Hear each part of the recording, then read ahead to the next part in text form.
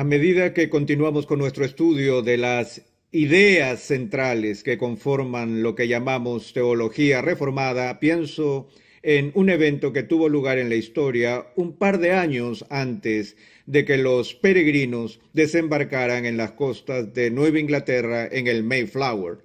Una polémica que se extendió por toda Europa y luego en todo el mundo, que tuvo sus raíces en los Países Bajos. Empezó en una facultad holandesa de teología comprometida con la teología calvinista. Cuando algunos de los profesores comenzaron a tener dudas acerca de temas relacionados a la doctrina de la elección y la predestinación y cosas así, esta controversia teológica estalló y a medida que se extendía por todo el país, molestaba a la iglesia y molestaba a los teólogos de ese tiempo hasta que por fin se convocó a un sínodo.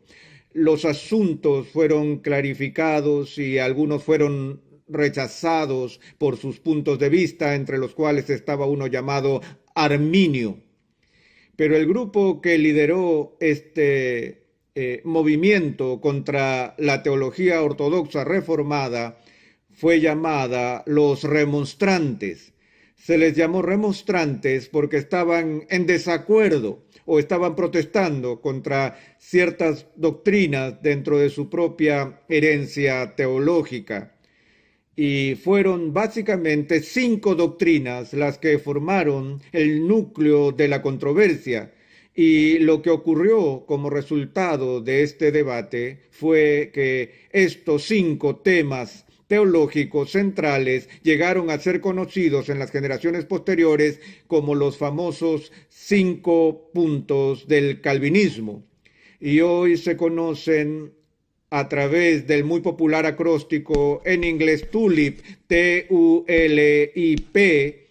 lo cual es una forma inteligente de resumir los 5 artículos que estaban en disputa. Y mencioné ese evento histórico por esta razón. Como hemos dicho desde el principio, sería un grave error entender la esencia de la teología reformada simplemente a la luz de estas 5 doctrinas, porque la fe reformada implica muchos otros elementos de la confesión teológica y eclesiástica. Pero estos son los 5 puntos controversiales de la teología reformada y son estos lo que se consideran popularmente como distintivos de esta confesión en particular. Así que vamos a tomar un tiempo para explicar los 5 puntos del calvinismo a través de las iniciales de este acróstico. Aquí nos encontramos con estas siglas que usa la primera letra de 5 doctrinas diferentes. La primera es depravación total, en inglés es total depravity, de ahí la T. La segunda es elección incondicional, en inglés unconditional election, de ahí la U, la L por limited atonement, expiación limitada, la I por irresistible grace, gracia irresistible, P por perseverance of the saints, perseverancia de los santos. Y cuando he dado charlas sobre estas doctrinas en el pasado, yo he mencionado una o más objeciones a estos subtítulos como la definición de las doctrinas, porque muchos de ellos, si no todos, eran de alguna manera confusos, pero encajan tan bien en este acróstico que la gente insiste en el uso de estas abreviaturas para definir los 5 puntos. Y así lo que vamos a hacer hoy es empezar con una breve reseña de la T de TULIP, que se refiere a la depravación total. Recuerdo que hace muchos años estaba enseñando un curso de teología en una universidad y los alumnos que se inscribieron en ese entonces de ninguna manera venían de un trasfondo reformado. Nosotros estábamos viendo diversas doctrinas y llegué a la doctrina de la depravación total.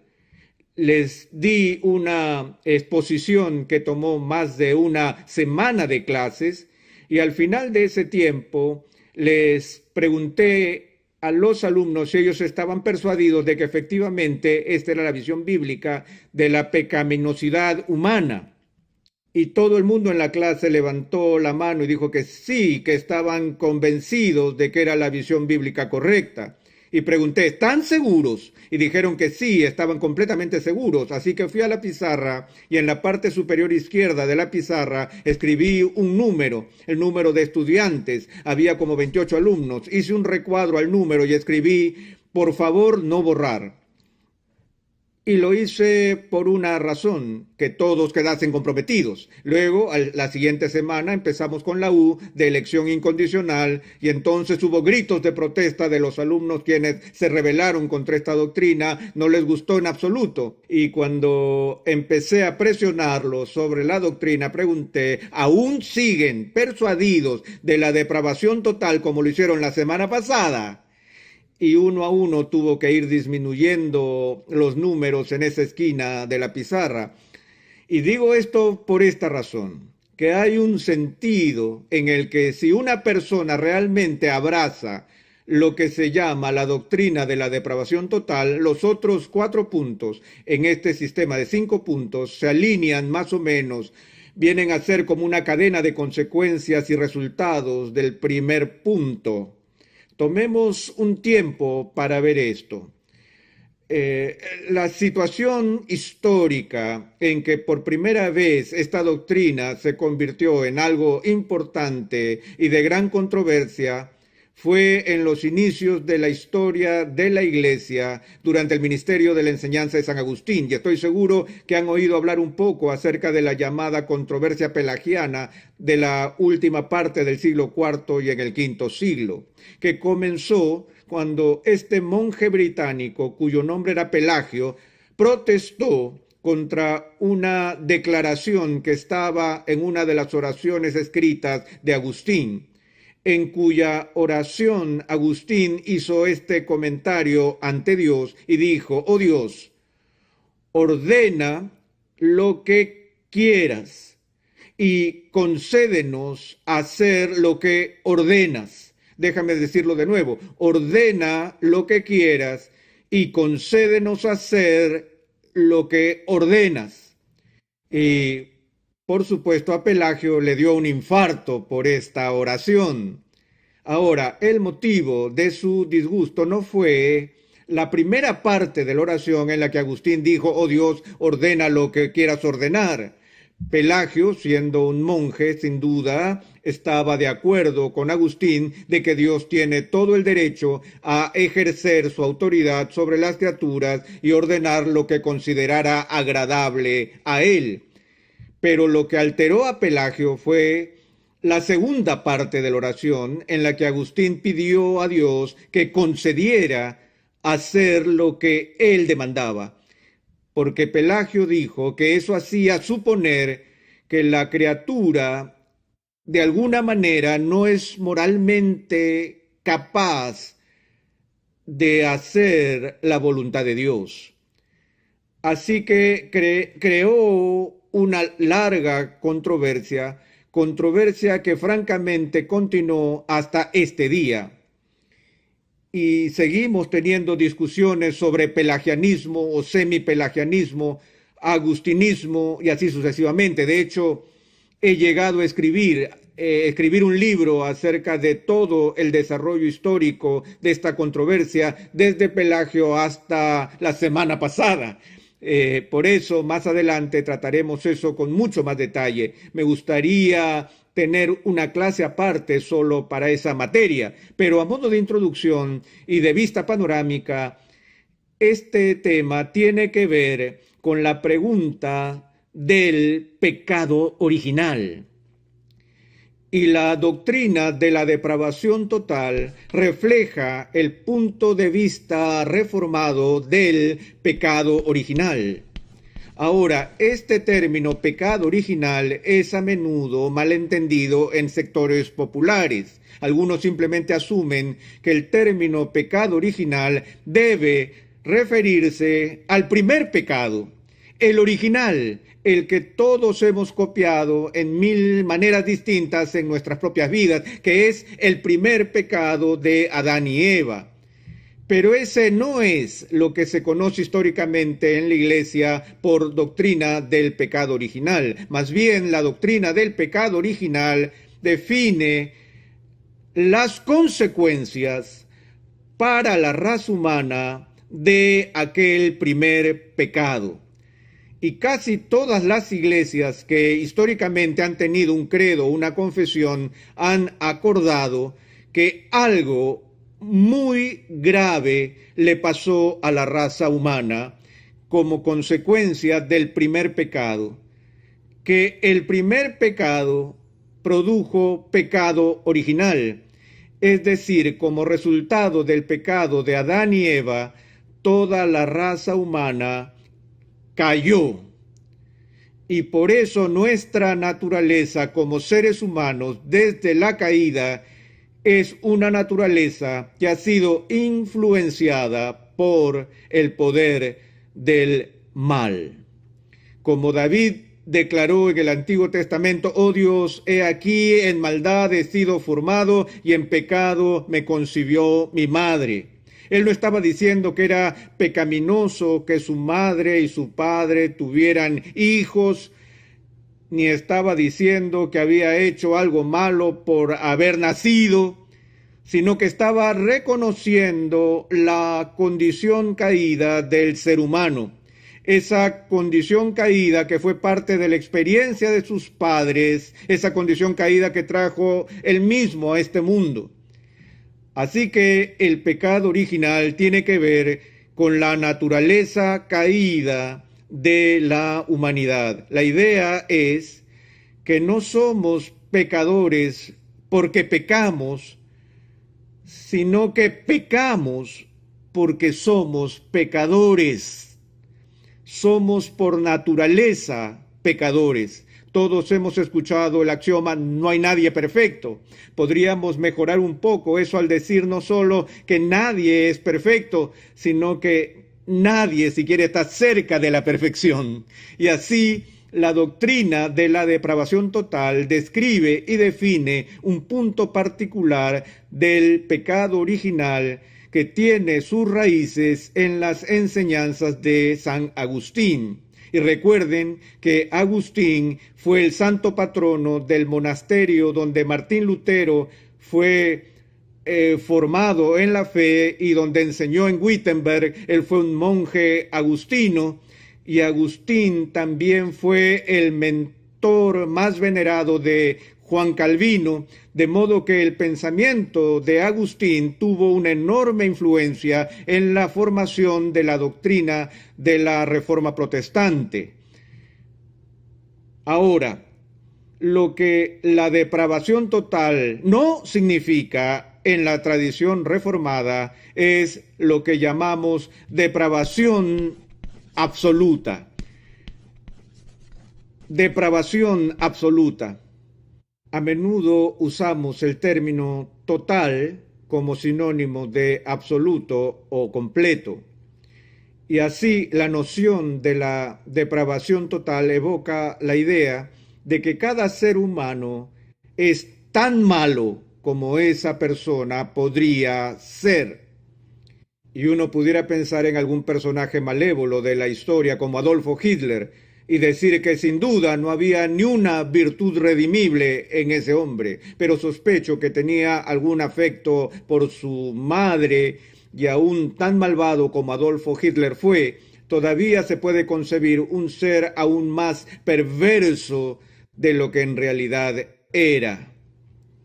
Y así la idea de la depravación total no quiere decir que cada ser humano es tan malvado como le sea posible, sino más bien significa que la caída es tan grave que afecta en su totalidad a la persona. Nuestra naturaleza caída, que captura y oprime nuestra naturaleza humana, afecta a nuestro cuerpo. Por eso nos enfermamos y morimos. Afecta nuestra mente y nuestro pensamiento. Todavía tenemos la capacidad de pensar, pero la Biblia habla acerca de la forma en que la mente se ha oscurecido y debilitado. La voluntad del hombre ya no está en su estado original del poder moral. La voluntad, según el Nuevo Testamento, está ahora en esclavitud. Estamos esclavizados a los malos impulsos y deseos de nuestros corazones. Y así la mente, la voluntad, el espíritu, la persona completa ha sido infectada por el poder del pecado. Una vez más, si eso es lo más lejos que llegamos con la definición de depravación total, la mayoría de las comuniones cristianas dirían sí y amén a esto. Es decir, la mayoría estaría de acuerdo en que estamos caídos y que la caída es una cosa seria y que la naturaleza humana que traemos a este mundo ha sido tan influenciada por el pecado que toca cada parte de nuestra naturaleza. De nuevo, la mayoría de los credos católicos o universales de la cristiandad afirmarían todo eso. Entonces el debate se torna en un asunto de grado. ¿Hasta dónde hemos caído? ¿Cuál es el grado de esta corrupción humana? Ahora, me gusta sustituir el término depravación total con mi designación favorita, que es la corrupción radical. Es un concepto que mis amigos encuentran muy fácil de recordar como su acróstico personal. Corrupción radical son mis iniciales al revés, pero en español, CR. Ellos se complacen por la facilidad con la que esto ayuda a su memoria, ya que tienen un modelo vivo delante de ellos de la corrupción radical. Recuerdo a un profesor de gimnasia que yo tenía en 7º grado, cuando pasó lista el primer día y me llamó por mi nombre, RC, como me llamaban en la escuela primaria, y dijo, oh, Rudo Cabezón. Así que en ese instante tuve un nuevo apodo que probablemente no debería haber mencionado, ya que lo podría escuchar de nuevo en estos días. Pero la razón por la que usamos este término, a pesar de que no encaja con nuestra palabra tulip, sino que sería rulip, y nadie va a recordar eso, pero la razón por la que prefiero esto es por el término radical. De nuevo, hay otra de esas palabras que solemos utilizar de varias maneras en nuestra cultura, en particular en el ámbito político, en el que decimos a alguien que está en la izquierda radical o en la derecha radical o así sucesivamente, pero la palabra radical, irónicamente, tiene sus raíces en la palabra latina para raíz, que es la palabra rodex, y se puede traducir raíz o núcleo. Y la idea del término radical es algo que impregna la esencia de una cosa. No es algo que es tangencial o superficial, es decir, que yace en la superficie, sino que penetra en el núcleo del objeto. En una encuesta reciente realizada a evangélicos practicantes, la abrumadora mayoría de personas que respondieron a preguntas particulares en esta encuesta indicaron que estaban de acuerdo con la afirmación de que el hombre es básicamente bueno. Ahora, por lo general, esa frase básicamente bueno significa que la base o la esencia de la humanidad o el núcleo de una persona es bueno. Y aunque reconocemos que uno no es perfecto, que todos somos pecadores y que todos estamos dañados y manchados por diversas imperfecciones, el problema con el pecado, en la idea de que el ser humano es básicamente bueno, es que el pecado entonces es visto como accidental o periférico a la naturaleza humana. Y esto, por supuesto, era parte de la visión optimista de la humanidad que es esencial al humanismo histórico.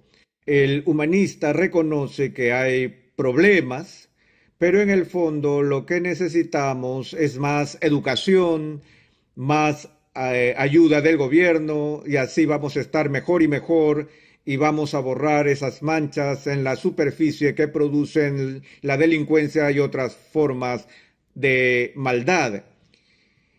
Y me pareció que cuando me enteré de esa encuesta que tal vez lo que está pasando es que esos que están profesando ser evangélicos están tomando ejemplo de la naturaleza básica de la humanidad caída, más de la cultura que del punto de vista bíblico. La enseñanza reformada dice que la caída se extiende, penetra a la médula. La palabra que se utiliza para el núcleo realmente es una traducción de la palabra latina core, que significa ¿qué? Corazón. Esa es la idea, que nuestro pecado es algo que viene de nuestros corazones. Y en términos bíblicos eso significa desde el núcleo o centro de nuestra existencia. Así es que lo que se requiere para que seamos hechos conforme a la imagen de Cristo no es simplemente algunos pequeños ajustes o cambios de comportamiento, sino nada menos que la renovación desde el interior, nada menos que la regeneración, ser hechos de nuevo, siendo vivificados por el poder del Espíritu. Y así vemos que la única manera en que una persona puede escapar a esa situación radical es cuando el Espíritu Santo cambia el núcleo, cambia el corazón. Y aún ese cambio no vence al instante el pecado. La completa eliminación del pecado aguarda nuestra glorificación en el cielo. Veremos algunos aspectos más de esta doctrina en nuestra próxima sesión.